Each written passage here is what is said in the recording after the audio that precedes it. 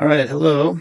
I wanted to talk about a video Dave Smith put out a few months ago after Zohar Mamdani's election, because, I like to wake up in the morning and talk about economics. That's how I roll. No, I mean, he's a big libertarian, and I think I respect him as a person. I'm not famous. I'm a nobody, right? But, I think he's a very, he's a great voice in the public discourse. I respect him. I think he's got integrity. I don't think he's bought and paid for. But yeah, I mean, he's a big libertarian, and he just goes on this tirade here about communism. I'm not a communist myself. I do think Karl Marx had, and I think he still has the best criticism of capitalism. Now, his solutions are, I don't agree with a lot of his solutions. But so when I saw this video, I thought, okay, maybe let's hear out this libertarianism. Let's give that a try. And after listening to Dave, I'm more of a socialist now. I think he's talked me out of libertarianism. So let's dive into it, and let's just dive right into it. And I was just like, oh yeah, this guy they haven't announced it yet. But another big show that I think will be fun that people will like in the next couple of weeks coming up. So I got some more big things about it. You're like, oh, this is 100% right. And the thought was simply this, that the favorite to be the Democratic nominee right now in 2028 is clearly AOC. And it's almost like once I realized that, I couldn't unsee it. And I was like, and Dave talks fast at normal speed. I've got it at 1 1/4 just for time. Oh yeah, this is, it sounds crazy that AOC could be the Democratic nominee until you think about everyone else. And then and part of this was that I've been seeing the reaction that AOC has been getting. And then I saw another clip of Gavin Newsom, which maybe we'll play at some point in this. And I was just like, oh yeah, this guy's not a contender. He's not going to win this. It's going to be her. And she is actually the one who is like, has a little bit of street cred with the progressives and the socialists, but also is kind of an establishment Democrat at heart. And that's just the right balance that you could, have the establishment allow you in and actually be able to rally people into it. And of course, this is all in the background of Mamdani, who is like about. So it's important to notice he's making up a good point that AOC is actually, she's not really a lefty. Okay. She's not really, listen to what he just said, right? She's basically pandering to the true progressives, and a lot of people fall for her bullshit, but she's just a shill, just like Pelosi. She's just another iteration of Pelosi. She doesn't really challenge the system. Okay. So she's not really a lefty. She's just a dog and pony show, and she's not to be taken seriously. And frankly, I don't think she's very intelligent, so she's really just another mechanism to pander to the lefties, but she's not really left, right? Does that make sense? So it's an important distinction, right? Become the mayor of the biggest city in the United States of America and the financial capital of the world. Kind of a big deal. And I've, throughout this whole thing, because Mamdani, well, first of all, because Andrew Cuomo ran against him, or is running against him, who is the lockdown governor, the face of the COVID, government totalitarian response, and also happens to be Benjamin Netanyahu's lawyer and has made Israel a major issue in this race. It was just very easy for a while to focus on how awful all those people are. And Mamdani is being smeared in every ridiculous way. That, they're claiming that he's a jihadist. They're claiming that he, whatever, like all these dumb things. He hates Jews. He wants to globalize the Intifada. He wants to, whatever. He's pro 9/11 or something like that. Whereas so he's being attacked on every ground that's ridiculous. And then nobody seems to be really focusing on what he's actually saying, which does deserve to be criticized. And so I thought maybe that's just what some of our focus should be going forward. So that's a good point, right? All this fear mongering about Mamdani, he's going to bring Sharia law to New York City, all that stuff. That's what that is, right? It's just ridiculous. It's no different from, a lot of lefties criticizing Trump, making him sound way over the top, Russian asset, blah, blah, blah. It's all fear mongering, but let's listen to what people say and then move from there. Any thoughts on any of that, Rob? Off the bat, I think AOC beating Newsom after debates is a spicy take. Now, I don't like Newsom, and there was a bunch of clips making the rounds about him being a total goofball as he tries to represent himself and can't really forge a cohesive image. And it's lunacy, but I don't see AOC clearing the debates. I think in a post-Kamala Harris world, you're going to have a hard time selling people on the idea that this also is not a stupid person. I do hope that AOC runs because maybe she can break Kamala Harris's record for most money spent on a campaign that goes nowhere. Now, she's not quite as stupid as Kamala Harris, and she does not have Kamala Harris's unlikability. But she's pretty dumb. Okay, look. There we're all in agreement. Kamala Harris was dumb. I mean, Trump and Biden were dumb. Kamala's was even dumber. And yeah, AOC, she might be the smartest of the four of them, but it's a pretty low bar. All right, I can't technically argue with that statement. But I would just say that perhaps my only gripe with it would be that I think you might be downplaying the gap there. Like, she's a dummy. She does not have a sound understanding of policy or something like that, or anything for that matter. But she is so much better at this than Kamala Harris was. And I do think that's important. Kamala Harris was good at playing the power game. She was good at, like, I don't know, sleeping with the right guys or whatever she was doing to move up the rank to become the Attorney General of California. Like, she was good, or one of the leading prosecutors, I forget her exact title, but she was very good at that. But in terms of, like, appealing to people, the Kamala Harris never had what AOC does have, which is a somewhat authentic grassroots level of support. And so, yes, like, I get your point. Like, she's also another dumb chick, but not like Kamala Harris. And she, even though we really disagree with it, she does at least have something to say. Kamala Harris did not have anything to say. She has a charisma to her. She actually has a grassroots fan base. She's not as much of a train wreck that you can't put her on any interviews, but through a whole campaign season, I think people are going to feel uncomfortable with and also, I'll just say it, she's getting fatter and her tits aren't getting perkier, and I don't think that's going to help her either. Well, look, I mean, if we want to get serious about this, we do know what moves the needle here. Okay, so I'm not going to argue with that. Yeah, some people might have to be hired. So enough about AOC. Throughout this video, please listen to what solutions are available, right? Because I maintain capitalism is not a solution. To me, it's just a wacky, bonkers system, and it produces these clown politicians, right? That's part of the outgrowth of capitalism. Is you see this everywhere. You see incompetent politicians everywhere. It's not just AOC and Trump and Pelosi, right? It's throughout. It's systemic. These incompetent leaders are not to be taken seriously, right? So it's both Democrat and Republican. I don't see a distinction between Democrats and Republicans. I like what the great George Galloway says. They're the, different cheeks of the same ass. But, for you as a thinking person, listen to what Dave's saying, and let's listen to what solutions he has to offer instead of just lobbing criticisms at, communism. And I don't even know if Mondami is a communist. I think he's a socialist. Like I said, I don't know much about him, but there is a big difference between socialism and communism, and we'll talk about that here. But, well, look, I'll just say that I'm saying, again, this is all grading on a curve. I'm saying I'm comparing all the candidates right now, and I'm just going by process of elimination. And you know what? Bernie Sanders is too old, and Jon Stewart is too short and too Jewish, and Gavin Newsom is too goddamn phony and transparently just full of shit. And what are we left with here now, Rob? Like, Kamala Harris going to try to run again? Okay, that's not a serious candidate. You think Shapiro or Gretchen Whitmore, these governors who the CNN tries to convince you have some shot to run? I just don't see it. And who is left standing here to me is this AOC lady. Now, look. J.D. Vance versus AOC is the cringiest presidential race of all time. Oh, it's going to get rough. But it is, but again, I'm making these predictions. We're not even in 2026 yet. I'm talking about 2028. So obviously I could be way wrong, and there could be people we're not thinking about. But I'm kind of saying, as of right now, this seems to be to me like what the most likely outcome is. Now getting into some of this stuff here, because I do think there is, there's this tragedy that is just being a libertarian. That's just part of what we sign up for. That it's just, you're always kind of, it's a constant. Like being a Mets fan. Yes, well, it's a constant. I'm a Mets fan. Pattern, but worse than a Mets fan, because you're not actually right to be a Mets fan. Like we're in this position where we go, look, okay, you shouldn't go down this economic path, and then everyone goes, no, we're going to go down this economic path, and then they go down that path, and it's the disaster that we told them it was going to be, and then they go, this is why we got to keep going down this path. And we're just like, wait, but the whole point was and it's funny because there's been the two, probably the two biggest crises that have hit the United States of America in my life. I mean, obviously there's been a lot of different things, but probably the two biggest ones that hit America while I was alive, like actually this country, not crises in other countries that we caused or exacerbated, but the ones that hit America were probably, well, I mean, I guess 9/11 is up there, but I was thinking the financial crash in 08 and COVID, which, as bad as 9/11 was, it wasn't quite on the scale of those other two. And both times, and I guess you could say this even for 9/11 too, but all of those times, it was like the takeaway was, that's why libertarianism is wrong. That's why, there were major articles written in the New York Times and things like that after the 08 crash. And everybody blamed liberty. It was all free market economics. So, right. Libertarian free market economics caused the crash. Like, he doesn't really bring out an argument. I'll let him finish his argument. But the conditions of the 08 financial crash it was completely unregulated. If you want to learn more, Michael Hudson, he's a great economist that he knows more about the banking system than anyone. It was completely unregulated. They were called ninja loans, right? They knew it was a bubble. It was a Ponzi scheme.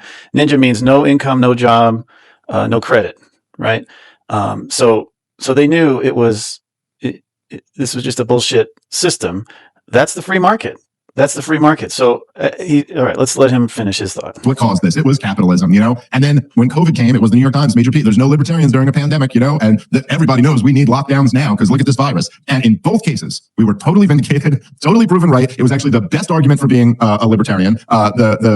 They bailed. They had this huge government action after the financial crash, bailed out all the bankers, and then let them keep their bonuses and still let Americans get their houses foreclosed on. Nobody defends this in hindsight. Almost nobody defends it in hindsight. And same with the COVID stuff. It's just so that's a key point that I make, and he's bringing out. So to me, that's an argument against capitalism. To me, that's an argument that libertarian is bullshit because you can't have. Here's a big key point. You can't have capitalism without socialism bailing it out, right? The liabilities of capitalism are always transferred onto the public. That's the only mechanism that enables capitalism to work. And that is why I think it's a bonkers system. And he's calling it out. And I guess his solution was, the alternative was to let the economy burn, right? But basically Obama, he bailed out the bank. He's like, here's a whole shit ton of money. Please don't burn down the economy. Well, the libertarian solution is let these banks collapse, which would have caused another Great Depression. That is a worse system. Right, a worse result. So he's not vindicated. He's not making an argument that I can see. And if anyone agrees or disagrees with me in the comments, please, I'd appreciate it. If you think I'm full of shit, I'd appreciate it in a constructive way, please. But he's not vindicated, right? Okay, if you let these banks collapse, you have a blue screen of death. We experienced this in the Great Depression. The banking system seized, right? It stopped working, and you had 25% unemployment, blah, blah, blah, misery, famine. That's capitalism.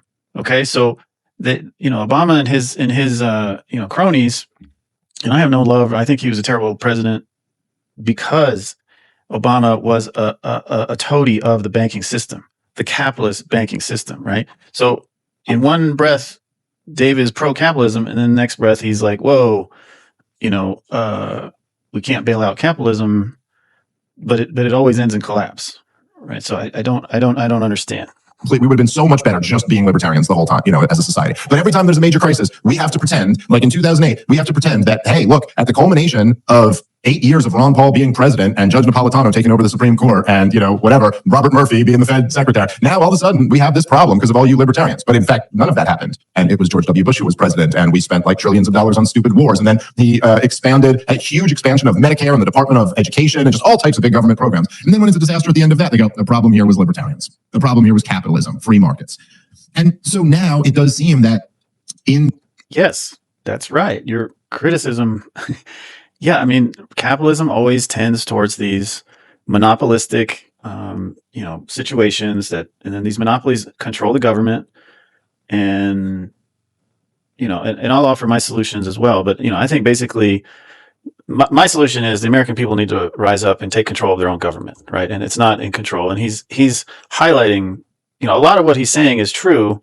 He's just not offering an argument. This latest crisis of whatever it is that we're facing right now, it seems again that socialism is what's being embraced and capitalism is what's being blamed. And I don't know if you've looked at this, Rob, but I've seen some opinion polls on this amongst young people, which really is scary. And just when you feel like you're So he just brought out failures of capitalism, which were valid. I actually agree with a lot of what he just said.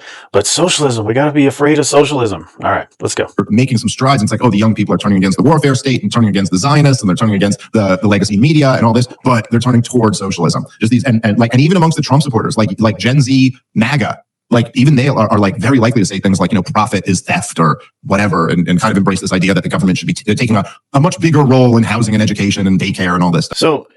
So yeah, I mean, remember, there's no solutions, right? Remember, I started talking about at the beginning of this video that capitalism doesn't offer any solutions, and he's highlighting that. He's canceling out his own argument, right? Capitalism doesn't offer solutions. So even right-wing Trump supporters are turning toward, hey, let's check out this socialism thing to counterbalance, basically the craziness of capitalism. You can blame Trump, who's indoctrinated his base for central planning, U.S. manufacturing jobs, and high tariff policies. So it's very much a part of Donald Trump's agenda. And the Republicans at large have absolutely just folded on defending free markets against socialism when you have people like Josh Hawley talking about why you need more Medicaid. And you've got other characters talking about why you can't end Obamacare. So the Republicans have no one but themselves to blame for basically embracing socialism to try and appeal to the masses. So my point central planning versus free market. I maintain that you never not have central planning. You always have central planning. You either have central planning by the government or you have central planning by the capitalists. Let me explain. And this is the key point that most capitalists don't understand, is that capitalism always tends towards a monopoly. Always. You see this everywhere. Okay? So it always ends in monopoly. Guess what the monopolists do? They do the central planning. So do you want central planning done by Citibank, or do you want it done by a government that you voted for, that you want? Right? Do you want central planning done by FISA and Bear, or do you want central planning done by, bureaucrats that at least have your interest at heart? Right now, what do we have? We have Citigroup basically running our government.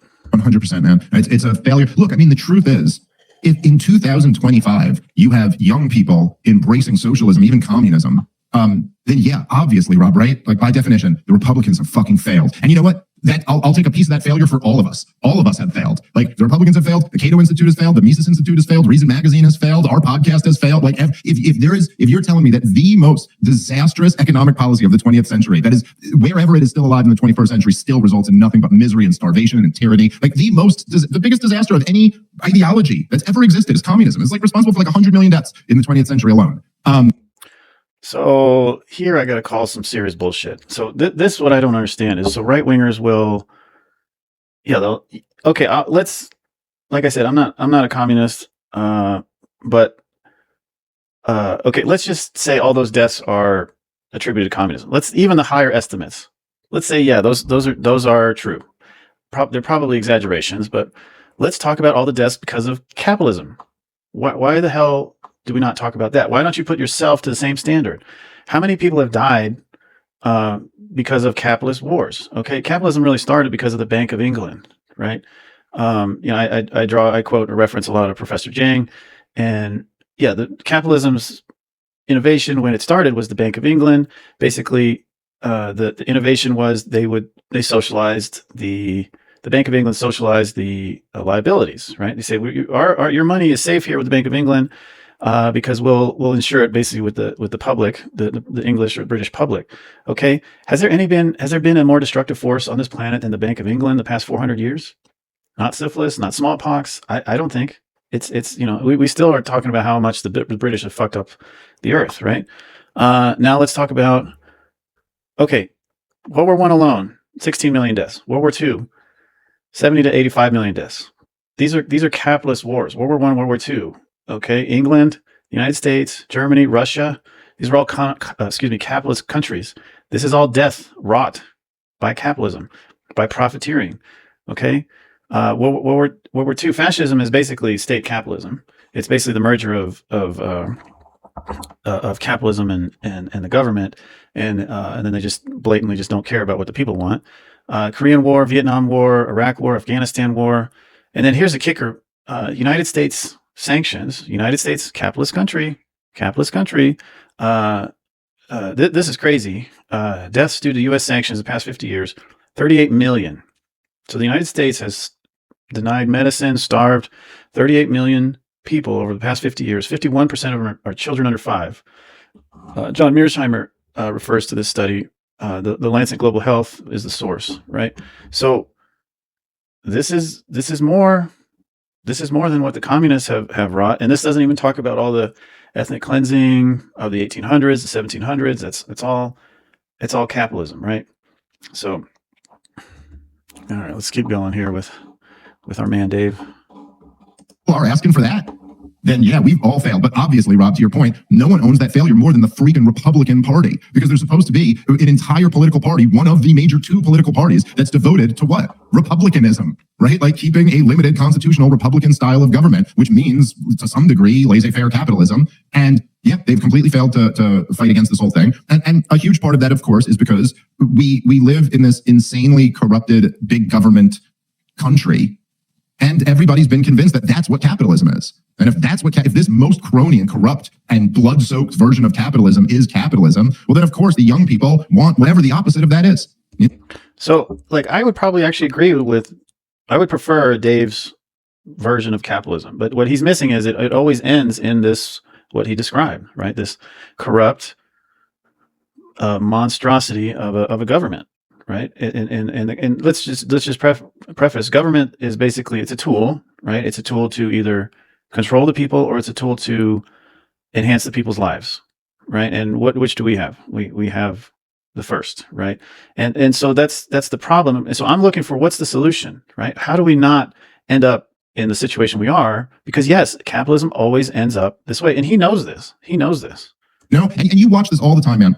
Like, it's one of the weaknesses that libertarians, or just people like us, it's one of the weaknesses we have, is that we live in this world of like arguments and evidence and policy views, and that's not how most people decide what team they're on politically. Most people that, some guy in a suit who's 28, who's going, to work, and he's trying to move up the corporate ladder, and he's trying to make money and hustle. And then he sees like some hippie smoking weed who's like, hey man, like money is theft or something like that. And he goes, dude, I'm gonna be a hardcore right winger. So I'm just gonna be the opposite of whatever that is. Like that's how most people decide what their politics are. It's like who they don't like, they make an emotional decision, then they rationalize from there. And you see this all the time, dude. You see how many people that were left wingers just became right wingers during COVID. Because they're like, I don't know, I'm against this thing, so I want to be the opposite of whatever the people who are for this thing is. That's how it happens. And so the same way they look at this system and go, well, this is capitalism, call me a communist, And that's what seems to be happening here. But I like to debate capitalists all the time. Well, I don't know that. I think it's more that people are looking for solutions, right? And capitalism is not offering solutions. Me personally, yeah, I mean, it's. I just like looking at the evidence, and I don't see any solutions coming from the capitalists, and I still don't hear any from Dave. So yeah, let's try something else. It's like actually try, because the thing is that the argument for it is just so weak. It's so, I've always found this to be the case that like it is, there's people who I like who are on the left, and weirdly, through the last couple of years, there's been a lot of kind of allies or coalition building with people who are just against supporting Israel in this war, and a lot of those people are left wingers who are supporting Mamdani and are pretty damn socialist. And so let me add. Let's do a little definition. What does left mean? Left came from the French Revolution, and the left wing of the French Revolution wanted to basically abolish the monarchy and establish capitalism and a liberal democracy, right? So back then, the left was pro-capitalism, but the idea is you bring in power from a centralized source, and you're bringing that power to the people. That's what left wing is. So actually, Dave doesn't realize it, but he has a lot of left wing positions. So you're going to bring down the war machine, bring down the Israel lobby. That's basically taking power from the centralized source and distributing it to the people. That's a left wing position. So he has a lot of left wing positions. He doesn't realize it though. Now, I don't think any of them, to be completely fair here, would call themselves communist. But so much of the thinking does come from that. And straight up communism does at least seem to me to be almost the implied, obvious, correct answer. Like, if what you're saying is true, then why wouldn't we just do this? Which seems to be the logical conclusion of all of it. But yet, it's like, as I've said, like I've read a lot of socialists over the years, and read communists over the years, and it's just garbage. Like the whole thing is just such bad theory. It's like, if you read Karl Marx, the theory is awful. It makes no sense at all. Like all the stuff about like the whole labor theory of value thing is all completely flawed. This has been debunked. It's not even like anyone can. There's no economists who are defending the labor of theory value. If they all. So let's talk about some more definitions. So I draw from Professor Richard Wolff. Like I said, I listen to a lot of economists. Professor Richard Wolff is probably the one I listen to the most. So his description of, there's basically three theories, three modes of thinking, right? You have free market economics, which to me is basically Lord of the Flies. Okay, that's again, I don't see any other way around it. And then you have the socialists who, like I'm a New Dealer, right? I think the New Deal worked, and I still haven't heard anybody make a compelling argument that the New Deal did not work. And what that means is basically you take socialism to, you recognize the shortcomings of capitalism, and you implement socialism to make capitalism work, right? FDR has a famous quote that his greatest accomplishment was that he saved capitalism. But yet people, criticize him for being a socialist. He got the country working again, right? He was the most popular president by far. Okay, there was no close, maybe Nixon for a while, but and that was because Nixon had a lot of left-wing policies. But FDR was so popular, they had to wait for him to die to get rid of him. So yeah, that's the only system that I see working is the New Deal economics, and he's not making an argument. He's like, it's just crazy. Now let's talk about the labor theory of value. So Marx Marx, by the way, doesn't really own. He had one version of labor theory value. Okay, other economists, Ricardo and John Stuart Mills, they all had a different version of labor theory value. What that means is, okay, this is the minimum cost it costs to produce, to maintain a worker, right? He's got to have housing, electricity, running water, food. Okay, this is what the cost is, and then you have your materials to produce something, and then the rest is profit, right? So it's basically this is the minimum it's going to cost me as an employer or as a business owner, and then what's more, it can be profit, right? Well, nowadays most economists use basic energy, right? How many kilowatts, how many joules does it take to maintain this laborer in this factory, and then the rest is profit. Okay, so I wouldn't get hung up too much on the labor theory of value. I mean, I'm not gonna it's not a hill I'm gonna die on, but it's just more important to understand the larger point, right? Or they're just out to lunch. His whole idea of like being, like you should be able to be a fisherman one day and then a poet the next day and a factory worker the next day is like, this makes no sense at all. It's just removed from reality. People get good at the thing they do. It's so much more efficient for us to have people that do something that they have a knack for and get better at. So I thought Dave's a social libertarian. Doesn't this contradict his ideology? I thought libertarians mean you should be able to do whatever the hell you want. But I don't know. His entire prediction of the future, everything was wrong. And he said the workers of the world were going to unite to bring global communism. And then he wrote this in 1848? And then in the next 100 years, the workers of the world all united underneath their national flags to go fucking kill each other in 2 world wars. Like, his predictions were terrible. So there, he's right. Yeah, point Dave. Yeah, Karl Marx's predictions did not come true. And like I said earlier, I think Marx was wrong on a lot of his solutions and predictions, but again, his criticism of capitalism is pretty spot on. Well, the theory was terrible, and everywhere it's been put into practice, it's been a complete disaster. And then you read like Mises and Rothbard, and you're like, oh, see, this is good theory. So anyway, let's get into it. Let's play this clip from Mamdani, his freeze the rent clip here. These are the campaign speeches he's given. Let's take on some of these ideas. Here is what we stand for, my friends. We are going to freeze the rent for more than 2 million rent-stabilized tenants and use every resource at our disposal to build housing for everyone who needs it. We are going to eliminate the fare on every single bus line and make what are currently the slowest buses in the nation move around this city with ease. And we are going to create universal childcare at no cost to parents. Okay, so yeah, basically he wants to make life a little bit easier for the people of New York City.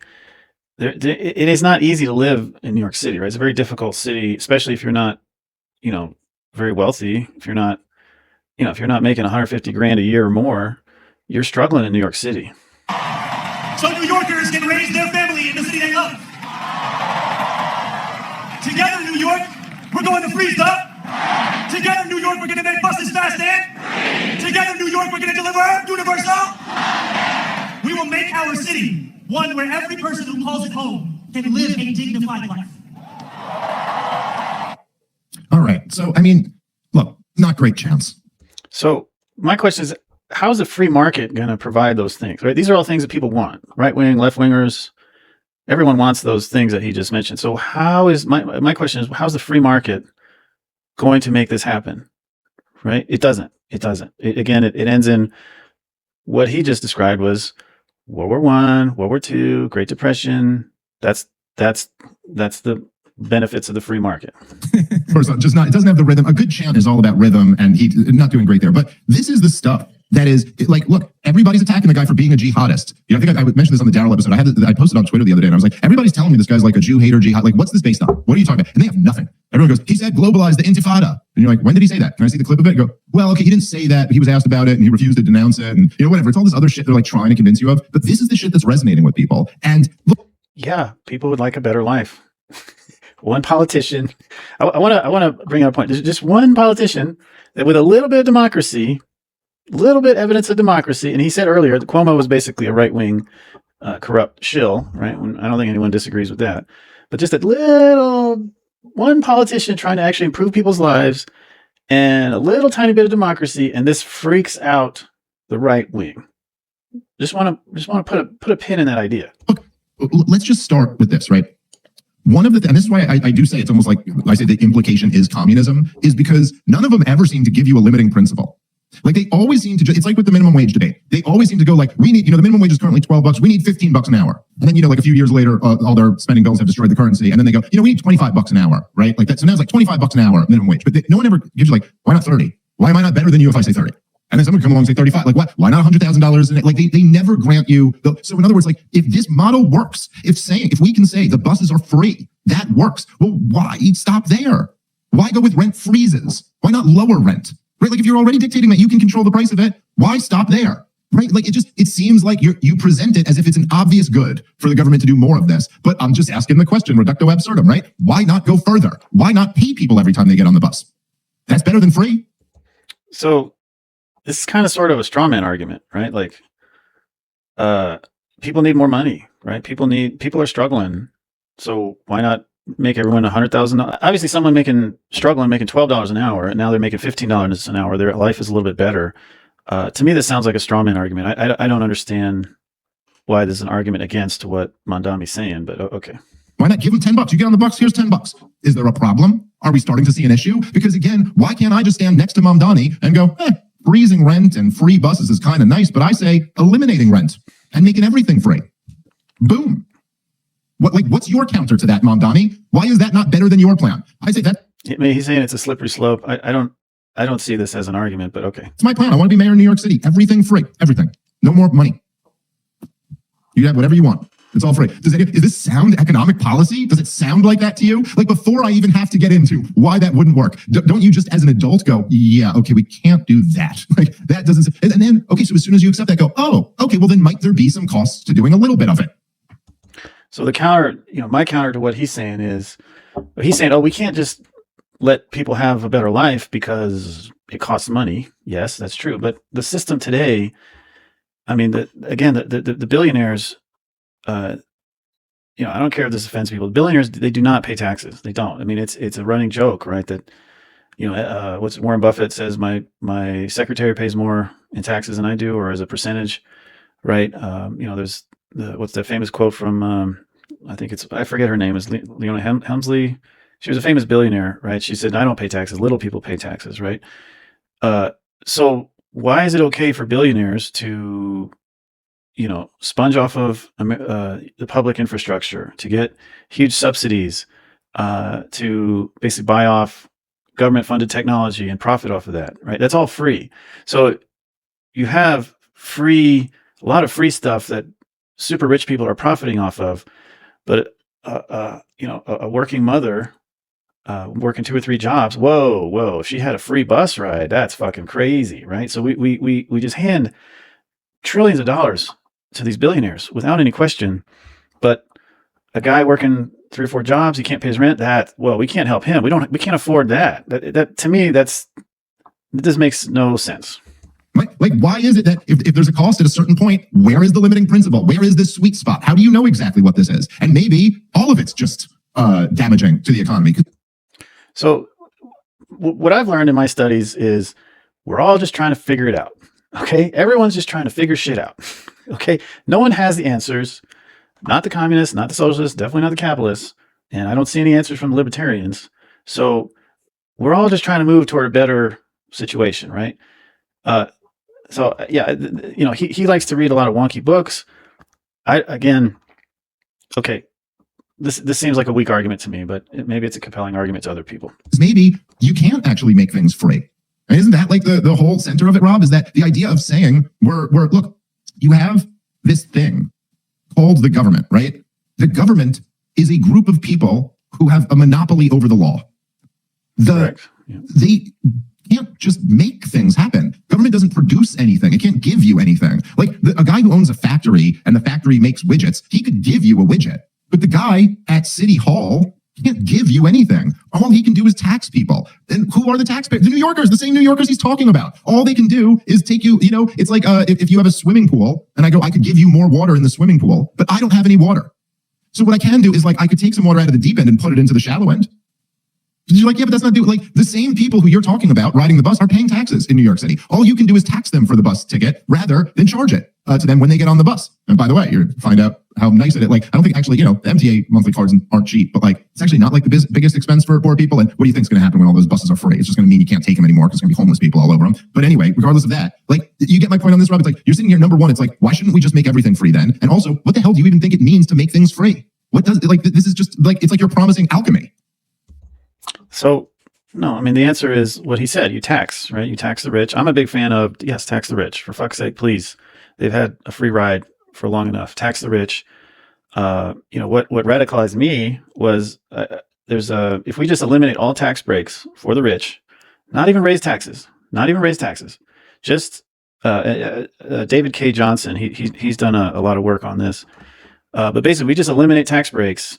We would yield about $5 trillion in tax revenue. And that's 10 or 15-year-old numbers. So why not? Yes, tax the rich. What's the problem? That's where it comes from. If we those $5 trillion, you could literally double the quality of life of every American. And guess what the rich do? Their lives still stay the same.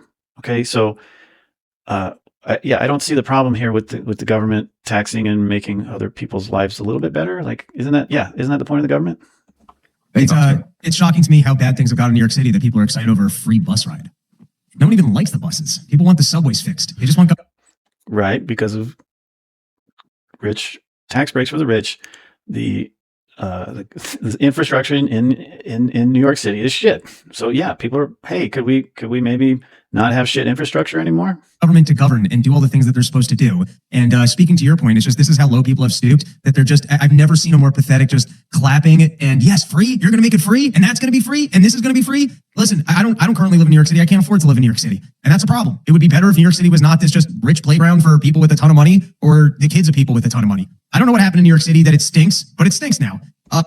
So yeah, he's making my argument for me, right? That the wealthy have overrun New York City and now it's turned to shit. And even he, who's a somewhat successful comedian, he can't afford to live in New York City, and he would like to. He would like it to not be a shitty place. But people actually voting in somebody and participating in democracy and asking for things to make it not be so shitty, that's a terrible idea. Okay. But I don't have a right to live in New York City. You know what I mean? If I can't afford to live in New York City, I got to live somewhere else. And so there's something just crazy about some guy going, I promise you that you can live in this place if you've declared it home. Like, yeah. I don't know, if there was a private neighborhood I wanted to live in and declare it home, but it happens to be the wealthiest zip codes in the world because the rich are living there, I'm probably not going to be able to live there. And so what about people that have grown up there? What about people who live there their whole life and now they can't afford it because it's, their whole neighborhood's been bought out by developers and they can't afford to live in their own home? Why? I believe you should live wherever the fuck you want. Yes, I would like to live in a country where you can live wherever you want and it's okay. Sorry, I mean, yeah, I don't think that's so horrible.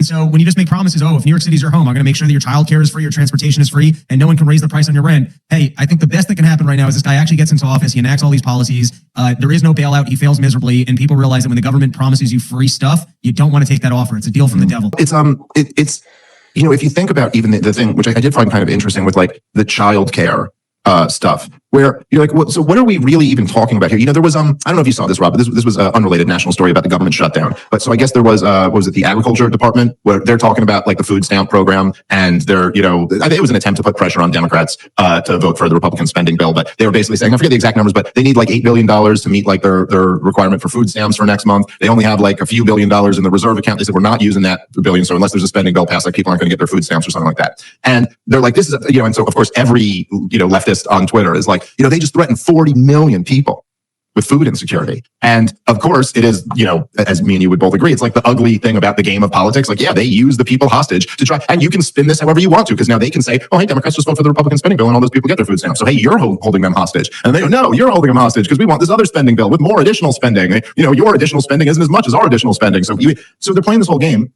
And the leftists are sharing it, like, look how awful the Trump administration is. And it's like, does anybody just take a step back and go, hey, but like, at what point can we deal with the central problem here? Which is like, why are in America in 2025, why are 40 million people dependent on the government to eat to begin with? Is that the goal? Because the capitalists are not going to feed them. That's why. People are strapped for cash. They can't afford their cars. They can't afford insurance. They can't afford. Yeah, this is, just like I said at the beginning, socialists say, okay, you want capitalism? well, then you're going to have to at least make it work for everybody, right? You're going to let people starve. I mean, again, the free market is not going to feed these 40 million people. What's your solution to feed these 40 million people? Like, is that ever, like, nobody wants that. If you're raising kids, nobody wants at the end of that for your kid to be an adult who's now dependent on the government for food. That is not the goal. And if we've, if we're in nobody agrees it's ideal, but what's the solution? this a modern rich society, the fact that people are even dependent. So why is that? Like, what's destroying the economy? What is creating all of these problems? And so, just my point being that, like, to say, okay, we'll keep them, like, even if you say, okay, fine, fund the food stamp program, keep all these 40 million people on food stamps, that's not really solving the heart of the problem now, is it? The heart of the problem is that they're in this position to begin with, and there never really seems to be any plan or even anyone even. Well, they're not starving, so that's solving a problem. Address, that stuff. Like, again, it's like the debate over health insurance, but nobody's even talking about how we're the most unhealthy country in the world.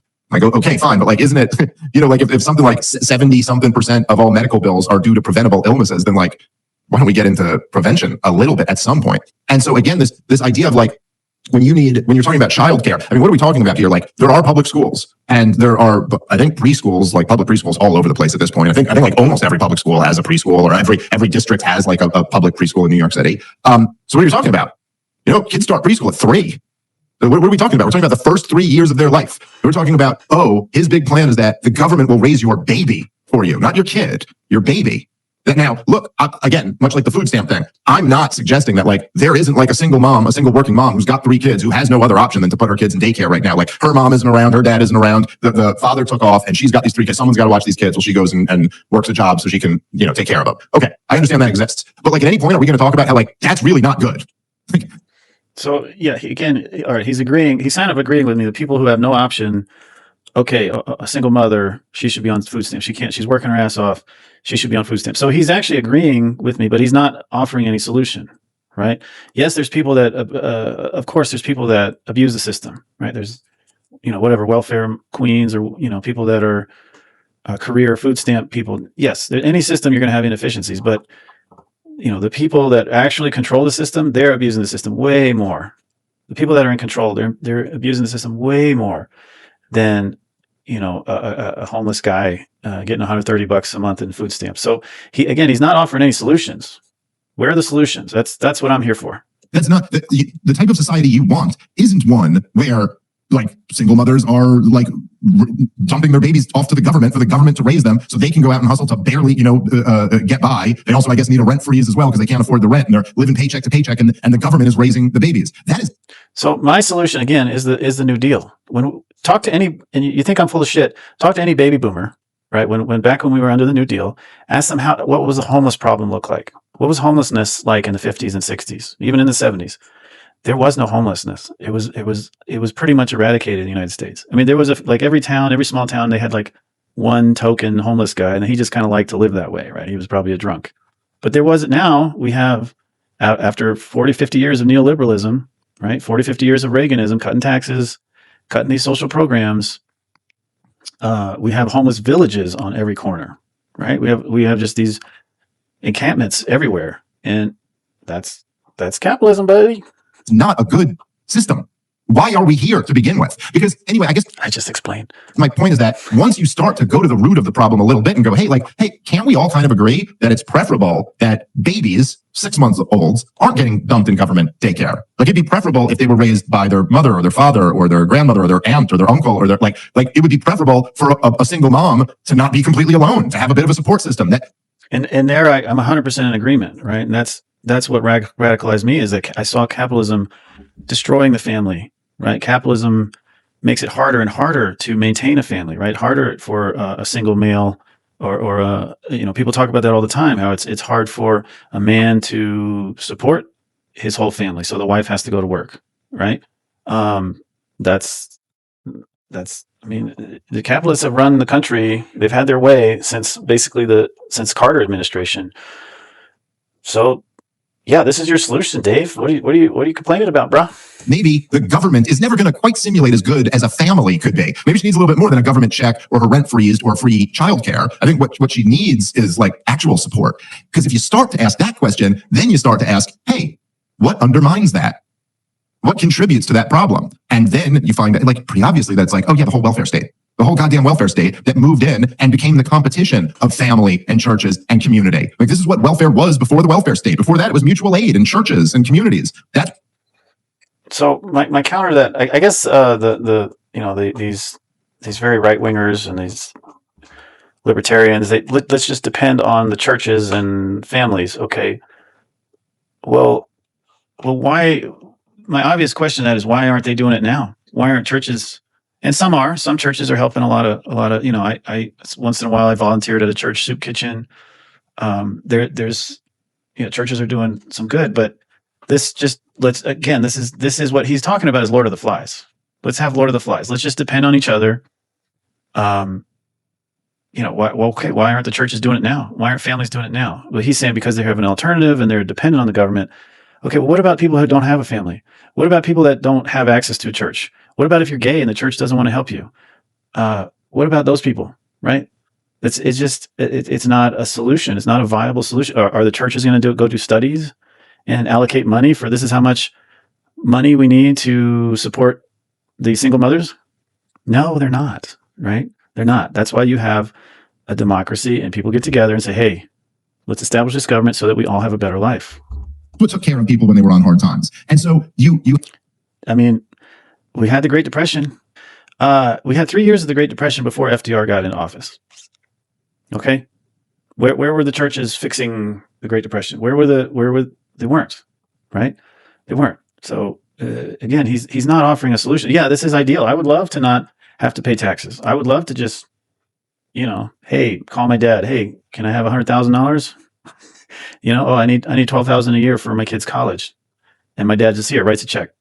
That's what he's talking about, right? That's the fix. But it's pie in the sky. It's no offense, it's ridiculous, right? I don't see it working. Yes, it works to small degrees, but it's not a comprehensive solution for a society.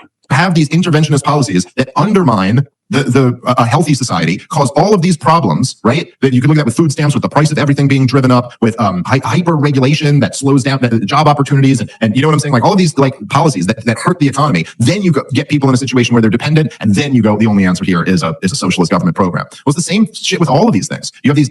No, but these socialist programs become about because people were starving, because people were not being taken care of by the churches and their families. But all right, now they're dependent on them.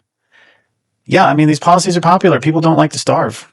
These economic policies that undermine prosperity and harmony and community. And then when all of that's undermined, you go, well, here's why the government's got to take over everything.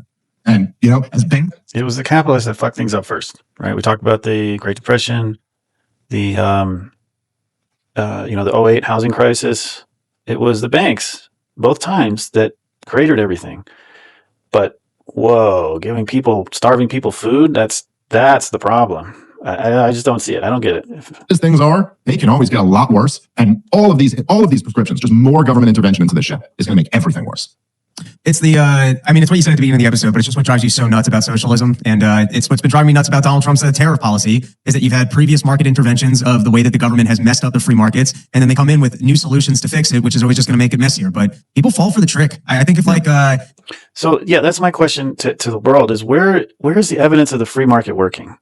Where's the evidence of the free market working? I cannot, I've been studying economics as a hobby, 20 so years. I'm not an expert by any means, but I am always interested in economics. I cannot think, I've asked people, where is one single instance of the free market working?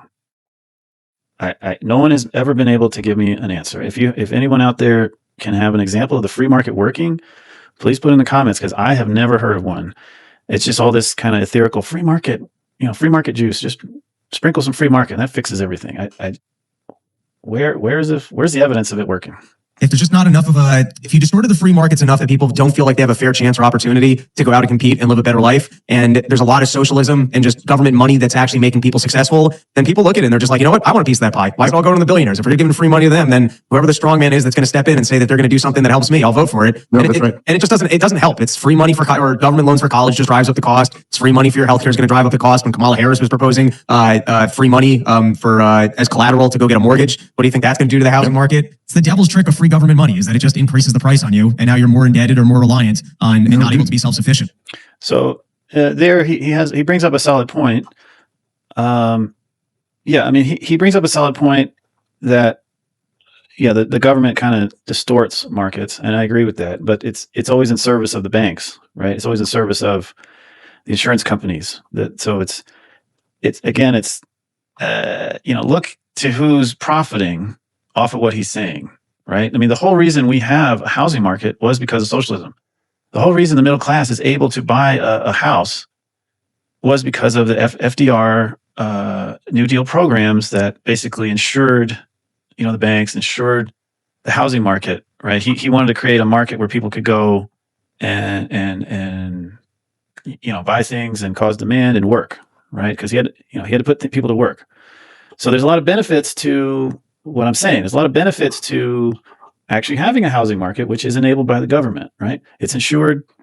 If you're a homeowner, you probably actually you owe the government. It's actually the government who owns your house, right? Because what banks do is they don't want the liability. They don't trust you. They're not really investing in you. So what banks do is they sell the loan to the government. I think it's like 97% of homes are actually owned by Fannie and Freddie Mae, which are government institutions, right? So he's partly right, but it's a lot more nuanced than just the government's raising up prices, because without the government insuring your house, there would be no housing market. You would not own a house, right? Very very few people, only maybe the top 5% of wealth would be able to afford a house. So yeah, again, the capitalism.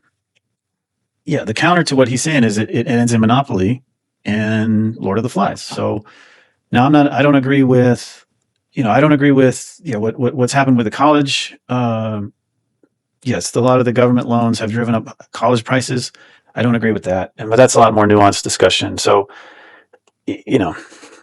You're completely right, and in fact, even like historically, this is kind of how it happened. But if you could picture, like, if you put like try the whatever you have in your head of like the progressive era, like the original progressive era, in your mind of like how the United States government, like how the American history went in those days, right? But when you had like before the welfare state, you got like the central bank and the income tax, and like essentially the billionaire like cronies, they got their welfare state first. And then they gave us the Great Depression. And then the New Deal, the response to that was always like, okay, look, we'll give the farmers and the workers a little bit of welfare too. So isn't he like making my case for me? Yeah, the billionaires ran the show. We had the Great Depression. So now you have people that have a little bit of wealth, middle class, and that's bad? Like it was almost like, so, but instead of, right, like obviously if the government rigs the economy on behalf of the powerful and the big banks and the big corporations, and then this screws over the economy so much that you're like, hey, we should get some too. But it's like, no, the answer is cut their welfare, not also give us more welfare. Well, there I agree. Yeah, we should not be giving welfare to the billionaires. We're in agreement there, but it just always ends that way. So what's the solution? But again, Rob, it's just such a simpler argument. Like if there's just a check in front of you, that's always more tempting than like, hey, let's get rid of this structure that causes this problem to begin with. But